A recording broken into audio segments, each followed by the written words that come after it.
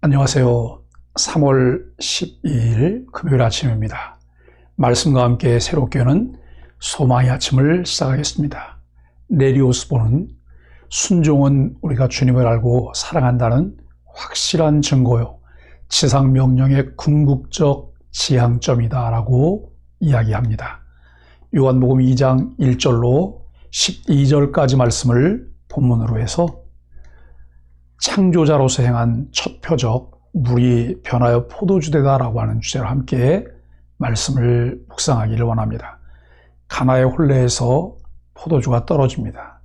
예수님이 아직 그분의 때가 이르지 않았다 하시지만 예수님의 어머니는 하인들에게 예수님의 말씀대로 하라 당부합니다.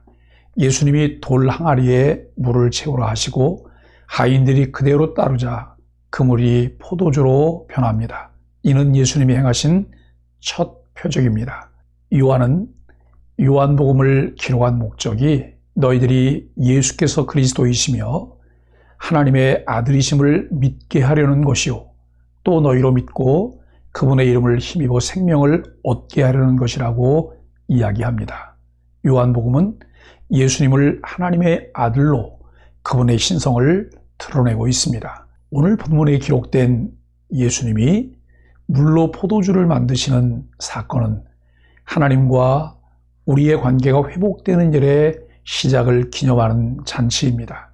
동시에 예수님 편에서는 십자가를 지고 고난의 가시밭길을 내딛는 첫걸음을 알리는 일이기도 했습니다. 주님이 가나 혼인잔치에서 일으키신 기적으로 십자가를 향한 여정의 첫걸음을 내디디신 것처럼 우리의 신앙의 첫 체험을 십자가의 길로 열어야 합니다. 그래야 우리의 생애가 참다운 기적으로 연결됩니다. 예수님을 기적 행사자로만 아는 것은 그분을 온전히 이해하는 것이 아닙니다. 요한복음 첫 세 구절이 보여주는 예수님 상은 창조자입니다. 성육신하신 예수님이 이 땅에서 하신 일도 계속해서 창조하는 일입니다. 그분은 오직 하나님 뜻대로 창조 사역을 행하십니다. 혼인잔치에 포도주가 떨어지자 마리아는 아들 예수님에게 있는 신적 능력을 어렴풋이 알고 있었기에 그가 기적 행해 주기를 기대합니다. 그러나 예수님은 내 때 곧 하나님이 정해주신 때가 아니라 하시며 어머니 요청을 즉각 받아들이지 않으십니다. 예수님은 철저하게 하나님과 상호 내주하시며 그분 뜻과 시간표를 따라 창조 사역을 행하십니다. 예수님의 제자인 우리도 하나님의 뜻과 시간에 따라 우리에게 맡겨진 사명을 감당해야 합니다. 예수님은 왜 어머니 요청을 즉각 받아들이지 않으셨을까요? 하나님이 뜻하신 때를 따라 내가 더 기다리며 준비할 일은 무엇인가요? 혼인잔치에 예수님께서 제자들과 함께 초대를 받았습니다. 어머니 마리아가 포도주가 모자랄 때 예수님께 포도주가 없다고 말하는데 두 가지를 보게 합니다. 첫째, 어머니 마리아는 예수님의 신성을 알지 못하였습니다. 둘째, 마리아는 부모로서의 권위를 발휘하여 그가 그 상황에 행해야 할 일을 그에게 제안하고 있는 것으로 보입니다. 예수께서 이르시되 여자여 나와 무슨 상관이 있나이까? 이 질문의 의미는 나와 당신에게 무슨 상관이 있습니까? 입니다. 어머니 마리아가 도움을 요청한 것에 대한 분개가 아니었습니다. 요셉과 마리아에게 순종하며 사셨던 삶은 이제 끝나고 이제 공생애가 시작되었기 때문에 아들로서 명령하려고 해서는 안 된다는 것을 보여줍니다. 단순히 아들로서가 아니라 예수님을 주님으로 보기 시작해야 한다는 것을 알려줍니다. 여자여라고 부른 것을 의아하게 생각할 사람들이 많을 수 있습니다. 그것은 상대를 비하하거나 무례하고 거친 표현이 아니라는 것이죠. 이 말은 어떤 계층이든지 어떤 관계에 있든지 여성을 지칭하는 데 사용되었던 명칭이고 때로는 큰 존경과 사랑을 담은 말로도 사용되었다는 것입니다. 마리아가 단지 한 여자 즉 여자들 중에 복을 받은 여자이나 신적인 높이로 숭배의 대상이 아니라는 것을 확인할 수 있어야 합니다. 내 때가 아직 이르지 아니하였나이다 라고 하는 2장 4절의 말씀을 봅니다. 요한복음에는 유난히 때를 많이 말하는데 때가 7번이나 기록되고 있습니다.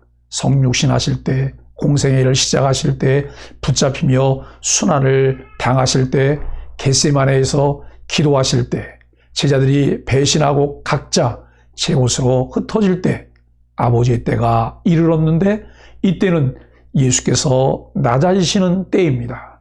고난의 때입니다. 하나님 아버지의 뜻 안에서 이루시는 때를 아시는 예수님께서는 아버지 하나님의 뜻을 행하면서 아버지의 일을 하셨습니다. 창세기에서 창조는 말씀에 의해 무엇이 생겨나거나 변화되는 것입니다. 때가 이르자 예수님은 창조 사역을 행하십니다. 창조자 예수님이 하인들에게 말씀으로 명하시자 만물이 지은 바 된 것처럼 물이 포도주가 됩니다. 무엇인가 행하실 것을 기대하며 하인들에게 무슨 말씀을 하시든지 그대로 하라고 하십니다. 돌 항아리 6이 놓여 있는데 예수님께서 그 항아리에 물을 채우라고 명하실 때 하인들이 그대로 합니다. 예수님께서는 항아리에 채운 물을 떠서 연회장에 갖다 주라 말씀하십니다. 그곳에서 그 명대로 행한 하인들은 모든 것을 보았고 그 모든 과정을 알고 있습니다. 예수님께서는 그 과정에 요란스럽게 어떤 행위를 하신 것이 아니었습니다. 단지 말씀만 하셨습니다. 물이 포도주로 변하였습니다. 최상품의 포도주로 변하였습니다. 말하되 사람마다 먼저 좋은 포도주를 내고 취한 후에 낮은 것을 내거늘 그대는 지금까지 좋은 포도주를 두었도다 하니라 라고 말씀합니다. 세상은 먼저 좋은 것을 주고 마지막을 위해 가장 나쁜 것을 남겨놓습니다. 겉에는 좋은 것을 놓지만 속에는 나쁜 것을 둡니다. 잠시 동안 죄의 낙을 누리는 쾌락이 있고 그 다음은 죄에 싹신 고통이 있습니다. 그러나 하나님은 정반대로 행하십니다. 자기 백성들을 약속된 기업으로 이끄시기 전에 먼저 광야로 이끄십니다. 먼저 십자가가 있고 그 다음에 멸류관이 있습니다. 세상에는 십자가가 없는 멸류관을 바라보라고 합니다. 그러나 십자가 없이는 멸류관이 없습니다. 우리를 위해 가장 좋은 포도주가 있습니다. 십자가에서 흘리신 대속의 보혈이 있습니다.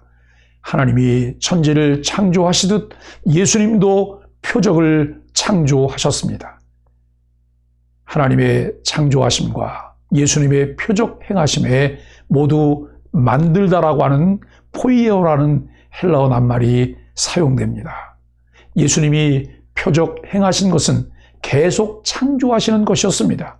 표적 본 제자들은 비로소 그분이 창조자이심을 알고 그분의 영광을 보고 믿게 되었습니다. 예수님을 창조자로 고백하는 사람은 성경과 현실에서 그분의 창조 사역을 날마다 경험할 수 있습니다. 물도온 하인들은 표적을 통해 예수님을 어떤 분으로 알게 되었을까요? 나는 일상에서 예수님의 창조 사역을 어떻게 경험하고 있나요? 갈릴리 가나에서 첫 표적을 행하여 그의 영광을 나타내심에 제자들이 그를 믿었습니다. 여기 표적이라는 단어는 세메이온이라는 헬라어 단어로 본래 다가올 사건을 알리는 징조를 의미합니다. 여기서는 예수님을 메시아로 알리는 증표를 가리키고 있습니다. 예수님께서 창조주로서 공생애를 시작하시며 행하신 첫 번째 표적은 그가 하나님의 아들 그리스도이심을 공적으로 선포하며 구속사역의 첫걸음의 시작을 알리는 선포식입니다. 사랑하는 소망의 가족 여러분, 물이 변하여 포도주가 되게 하시는 주님의 첫 이적을 바라보며 그분이 진정 하나님의 아들 그리스도이심을 고백하며 영원한 생명을 누리고 더 깊은 사귐을 통해 신앙을 더 견고하게 세워가게 되길 예수 그리스도 이름으로 간절히 축복합니다. 함께 기도하겠습니다. 하나님의 때를 알아 합당하게 순종하셨던 예수님처럼 말씀을 통해 나아갈 때와 물러날 때, 행할 때와 멈출 때를 분별하게 하소서. 만물을 새롭게 하시는 창조자 예수님의 손 안에서 저의 전 존재가 향기롭고 아름답게 변화되어 주변에 유익을 끼칠 수 있기를 예수님의 이름으로 간절히 기도드립니다. 아멘.